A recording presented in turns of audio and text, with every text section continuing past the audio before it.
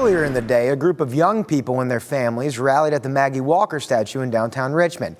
They shared personal stories of what they're thinking about in this moment and what it means for the future. Take a look.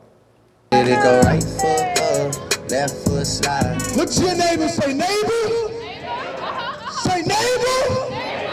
Say neighbor, I love myself. And say neighbor, I love you too. Being black in America comes with a sixth sense. In the 4th grade, my white teacher shouted the N-word at the top of her lungs, and I felt this chill strike through my body. It was like I felt pain, but I also felt this desire to keep my mouth shut if I knew what was good for me. I'm talking to my peers here, y'all. The revolution is at our doorstep. What are we willing to do to fight for our people?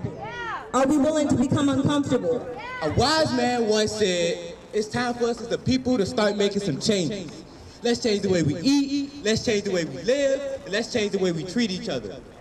We see the old way wasn't working, so it's on us to do what we gotta do. You can't make the struggle in my skin a theory. We are not a hypothesis. We are absolute. We are an axiom. We are an undeniable truth. And the truth is, it isn't always rebel flags, racist statues, and bad cops that is our plight.